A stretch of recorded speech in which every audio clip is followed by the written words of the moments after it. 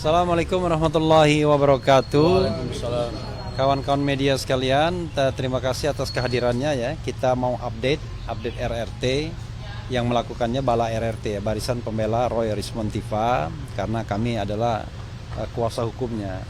Ada beberapa agenda yang ingin kami share ya, sesuai dengan spesialisasi kami masing-masing, mulai dari Mahkamah Konstitusi, perkembangan di Mahkamah Konstitusi, kemudian berita yang kami dengar bahwa ini sudah ada pelimpahan kembali ya dari penyidik ke kejaksaan setelah mereka kemudian memperbaiki mungkin surat mereka ya atau hasil penyidikan mereka.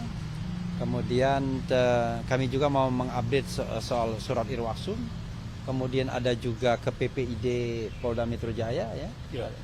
Kemudian ada juga kami menunggu pemanggilan saksi dan ahli kami yang sudah kami ajukan juga.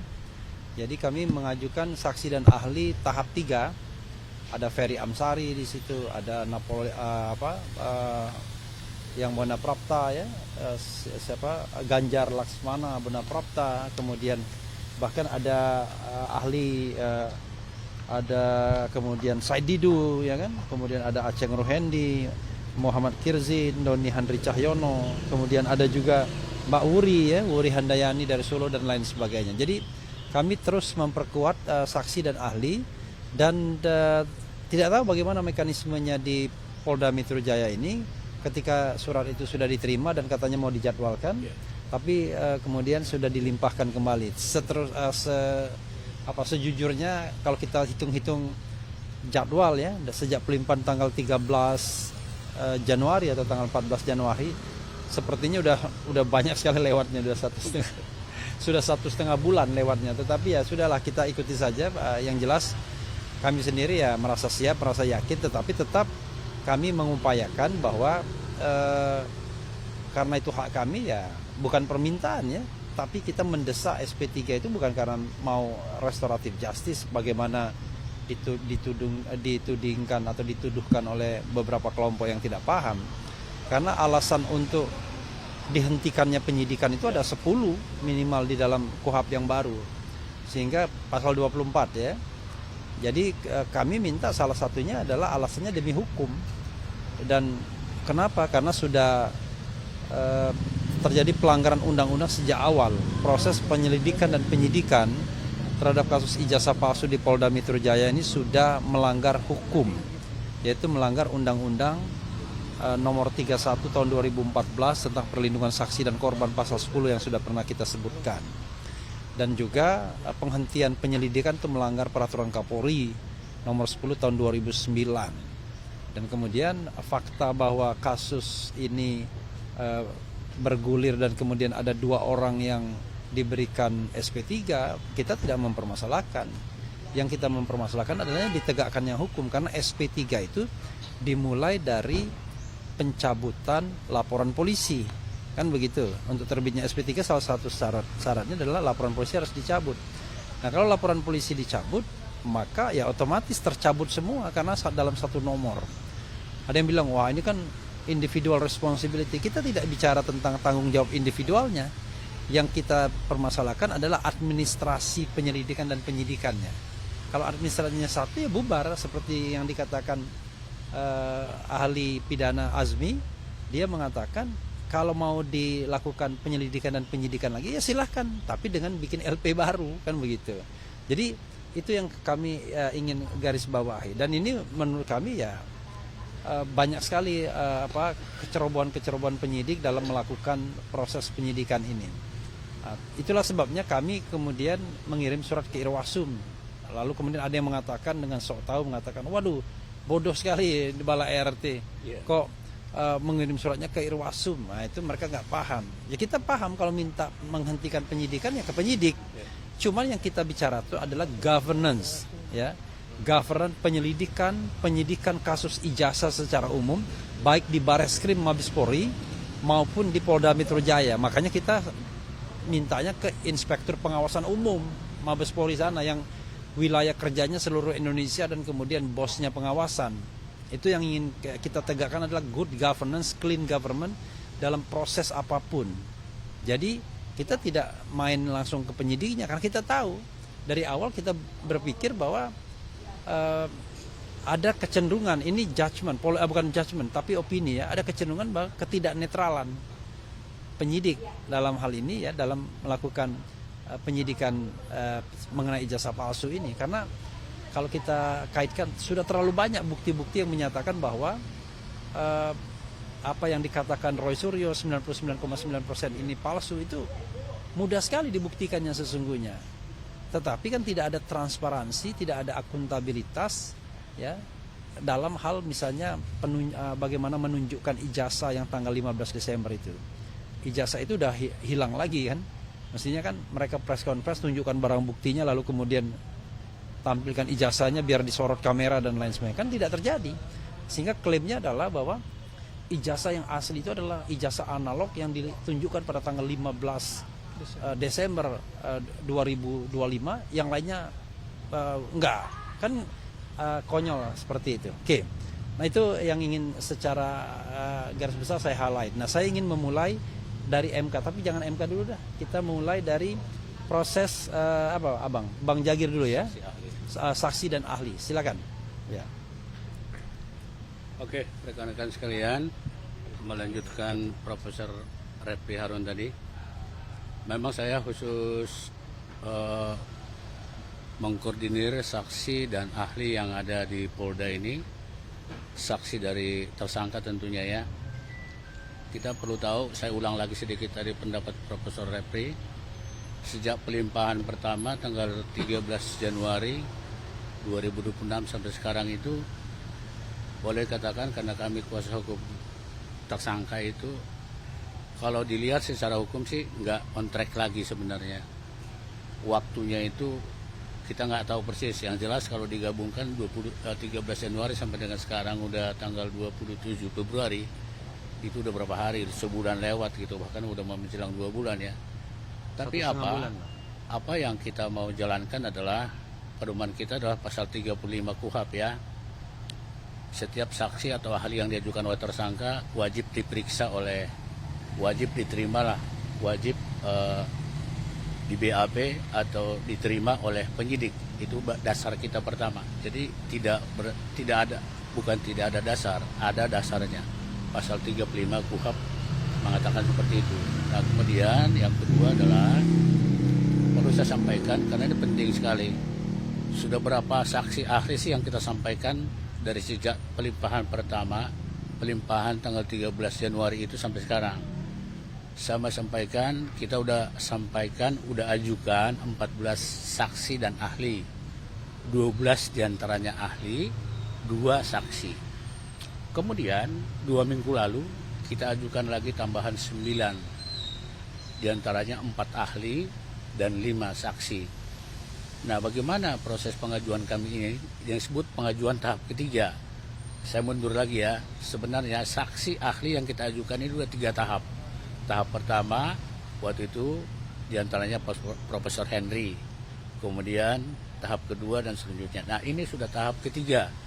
Tahap ketiga ini adalah 9 orang, 4 ahli dan 5 saksi. Dan bagaimana pengajuan kami yang ketiga ini? Direspon juga sama penyidik gitu loh. Justru barusan saya koordinasi ke dalam ini sebelum kompres seperti ini sedang mengatur jadwal. Bayangkan itu. Jadi dihubungkan dari segi waktu dan segala macam itu, ya seperti kata Profesor Refli Harun tadi, nggak beraturan lagi nampaknya. Cuman kami taat hukum ya, kami sadar hukum. Selama penyidik masih menerima ahli atau saksi yang kami sampaikan, ya syukurlah begitu kan. Kan gitu, kita sih nggak bisa ngapa-ngapain. Seandainya ditolak juga kita mau ngapain gitu loh. Tapi diterima, justru sedang penjadwalan BAP mereka gitu, yang 4 ahli tadi disebut ya, Ferry Ansari salah satunya gitu loh. Kita sebenarnya kebiasaan kita Prof, kalau belum di BAP kita nggak spill. Tapi kalau Ferry Ansari juga orang yang terkenal kita spill. Tapi yang lainnya saya nggak spill lagi ya.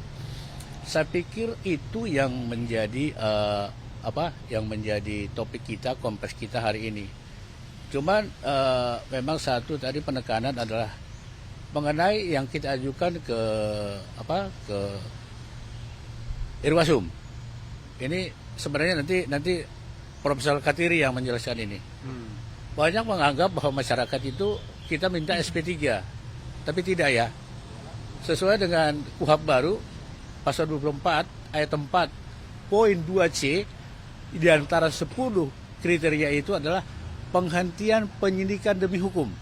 Nah itu bukan SP3 loh. Jadi saya mau jelaskan, kebetulan saya dua kali tampil di layar lebar, mereka selalu menanyakan, kenapa RRT mengajukan SP3? Sejujurnya bukan SP3.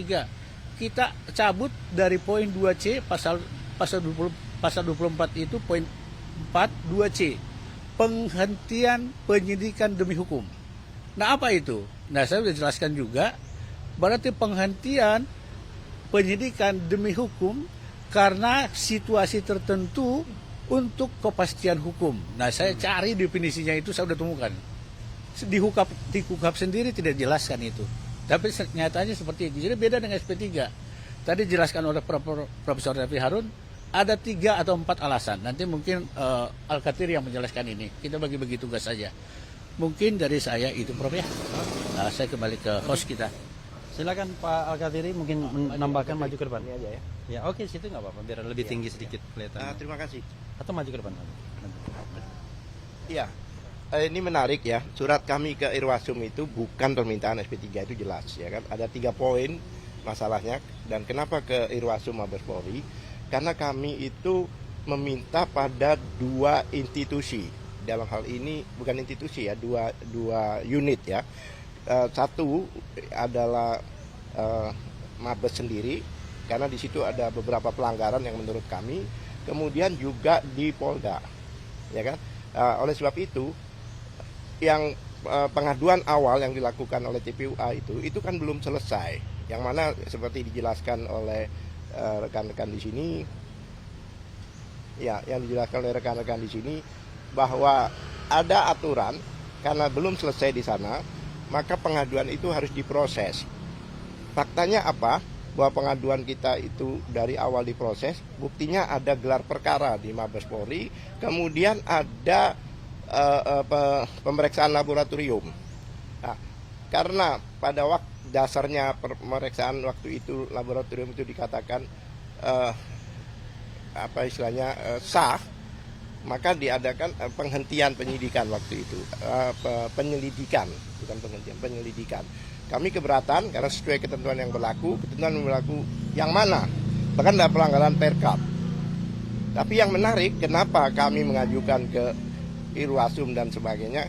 Karena 3 orang ini, RRT ini pada waktu ke Jogja bersama TPUA sebagai saksi, yang mana di Undang-Undang Nomor 31 2014, Undang-Undang PSK, Perlindungan Saksi dan Korban, jika ada pengaduan atau laporan lebih dulu, itu harus diselesaikan sampai tuntas, sampai inkrah, baru dilaporkan. Nah, jadi kalau Polda, dalam ini penyidik tetap melanjutkan ini, jelas penyidik ada melanggar undang-undang. Kenapa? Karena itu harus dihentikan. Karena peristiwa yang dilaporkan dan diadukan di Mabes Polri itu belum selesai.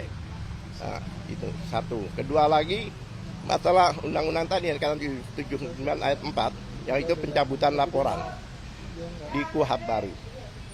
Kemudian di KUHP baru kan jelas ya, ada pencabutan laporan. Ya kan? Sejak dikeluarkan perintah penghentian penyidikan, perintah loh ini, namanya SP3 ya, perintah. Oleh sebab itu semua proses sebelumnya, due process of law sebelumnya, itu batal demi hukum, dalam arti sudah tidak bisa digunakan lagi mulai SPDP, ya kan?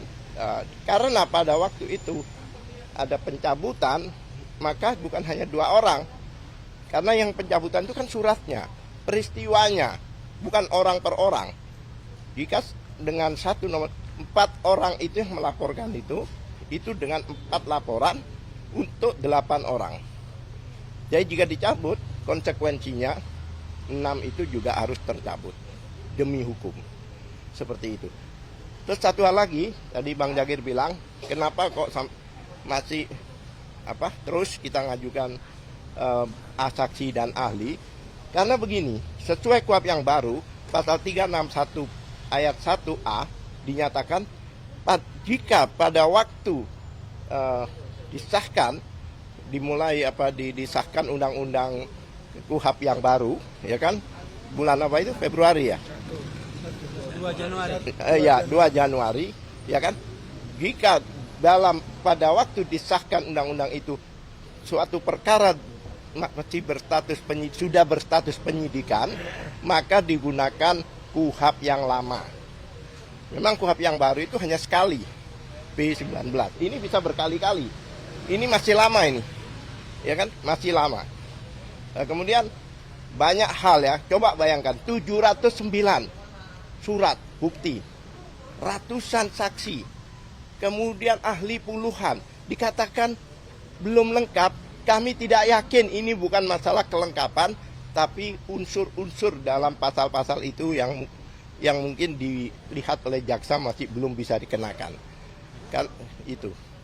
Terima kasih. Ya, Ramdan mau nyampaikan sesuatu? Enggak. Mungkin update terserah. Oke. Saya pikir. Oke, saya ngupdate dulu sebentar ya.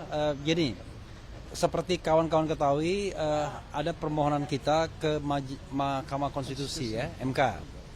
Itu permohonan itu sudah masuk pada perbaikan permohonan, dan nanti kami berharap akan ada pemeriksaan persidangan. Nah, dalam pemeriksaan persidangan itulah nanti akan ada pemerintah, DPR, dan kemudian ada juga mudah-mudahan ahli dan saksi kami nanti bisa diminta dihadirkan.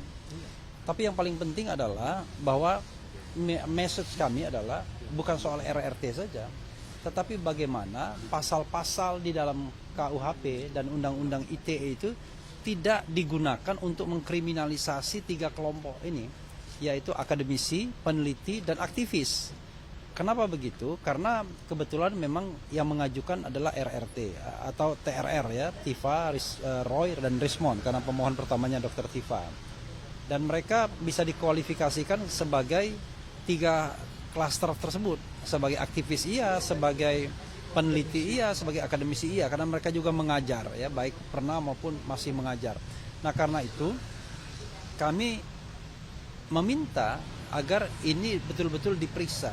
Coba bayangkan, seperti saya misalnya ngomong di rakyat bersuara, diundang sebagai narasumber, tiba-tiba diadukan, disomasi dan lain sebagainya. Kan menurut saya orang-orang seperti itu justru akan merusak demokrasi kita. Karena demokrasi itu adalah kesediaan untuk berbeda pendapat. Jadi kalau Anda tidak mampu dan tidak mau berbeda pendapat, tidak mau berdebat, ya jangan mau berdemokrasi. Tidak boleh menggunakan institusi ini untuk menjerat orang setiap saat.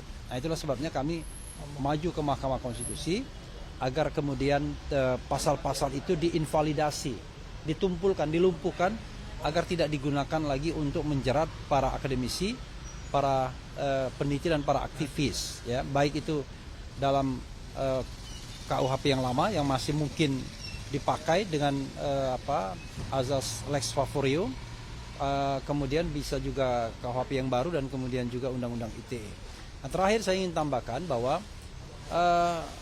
klien kami RRT, Roy, Rismond, dan Dr. Tifa itu sudah diperiksa sebagai ahli di Pengadilan Negeri Surakarta di Citizen Lawsuit. Dan itu diterima. Artinya apa? Artinya mereka memang direcognize sebagai ahli, diakui sebagai ahli. Jadi kalau selama ini ada yang kemudian mengunderestimasi bahwa kegiatan mereka kegiatan yang tidak ilmiah dan lain sebagainya, sudah terbantahkan sendirinya dengan mereka diterima sebagai ahli di sidang Citizen Lawsuit yang intinya adalah membuktikan ijazah Jokowi juga. Dan terakhir adalah tanggal 24 Februari kemarin Dr. Tifa, dan kemudian 1 pekan sebelumnya adalah Roy Suryo dan kemudian juga Rismond Sianipa. Nah, itu update dari kami ya. Mudah-mudahan ini bermanfaat. Silakan kalau ada pertanyaan, kalau enggak kita tutup. Iya, sebenarnya itu maunya disampaikan Mas Roy sebenarnya. Sayangnya Mas Roy agak berhalangan. Dr. Tifa juga banyak menemukan itu juga sebenarnya. Tapi yang jelas begini, secara umum ya, kalau kita lihat antara satu salinan dan salinan lainnya itu ada beberapa masalah kan.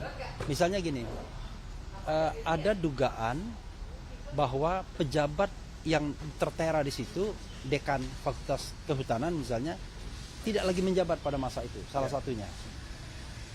Yang kedua adalah misalnya tidak ada tanda tangan pada tahap, tidak ada tanggal, padahal Undang-Undang Nomor 30 tahun 2014 tentang administrasi pemerintahan sudah diundangkan.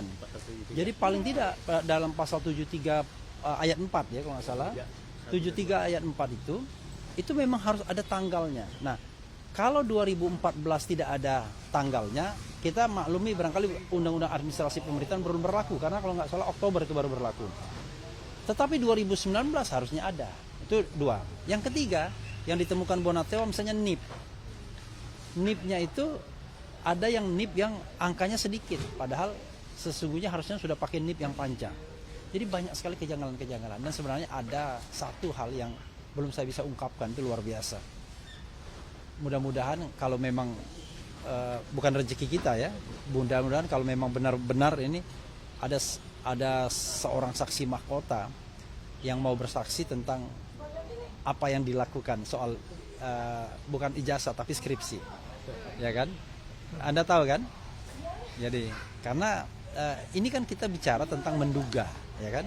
Karena menduga itulah kemudian kita mengatakan belum ada kebenaran absolutnya. Tetapi misalnya kita mengatakan dugaan ijazahnya palsu, dugaan bahwa skripsinya itu dibuat bukan skripsi yang bersangkutan. Itu kan sudah menjadi bagian wacana kita, wacana RRT kan? Begitu. Apalagi? Cukup ya? Oke.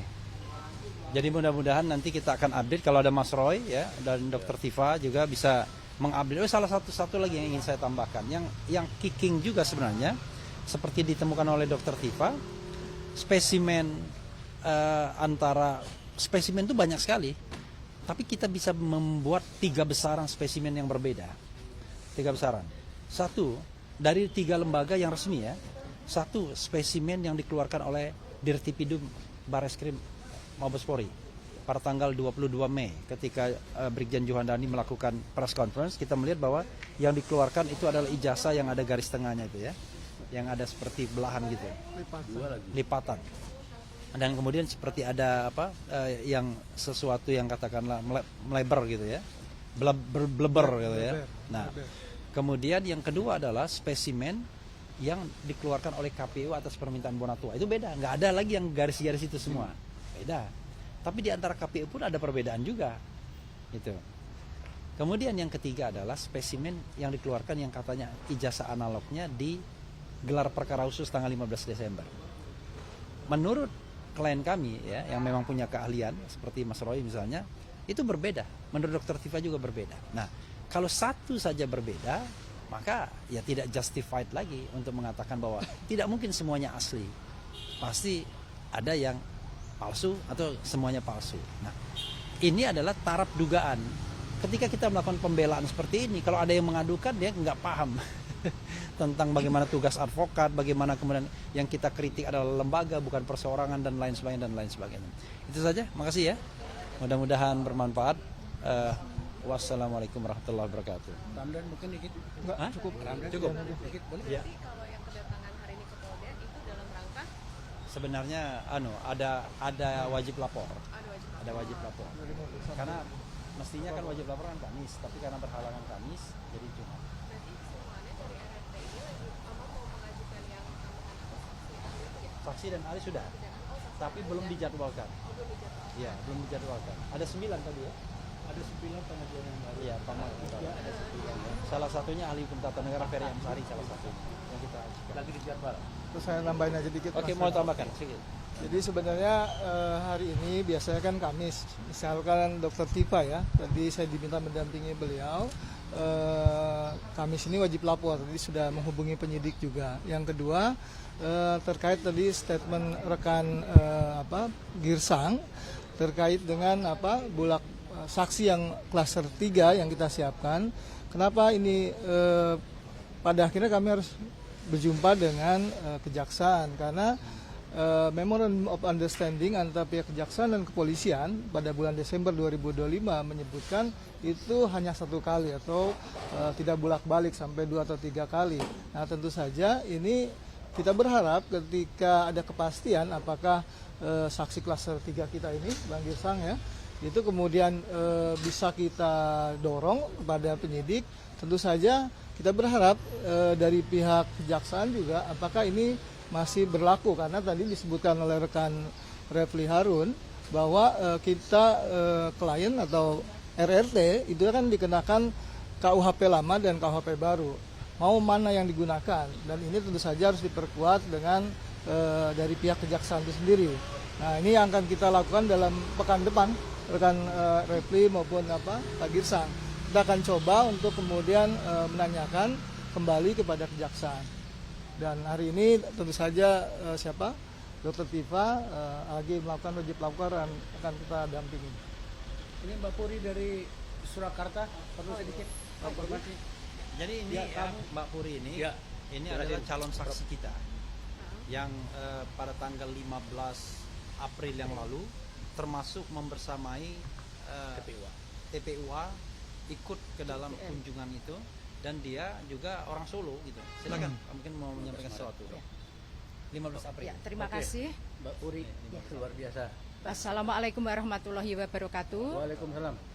Bahwasanya saya nama Wuri Baret, memang dari sejak awal saya selalu mengawal juga membersamai perjuangan RRT, bahwasanya juga pada tanggal 15 April 2025 bahwa saya sebagai aktivis pergerakan juga mengikuti jalannya bahwa aktivis seluruh Jawa Tengah bahkan nasional istilahnya ikut tumplek-blek ya, bahasa Jawanya itu tumplek-blek di situ. Jadi kita untuk menyadari bahwa panggilan hati, suara Tuhan, panggilan hati, saya harus mengawal ini dan memberikan support dukungan bagi para peneliti, tim ahli, juga para PH-PH, lawyer-lawyer yang ada kerjasama dengan Solo. Saya merasa ikut bangga, bahagia bahwa ini harus diselesaikan berawal dari Solo dan berakhir di Solo juga. Itu yang saya harapkan.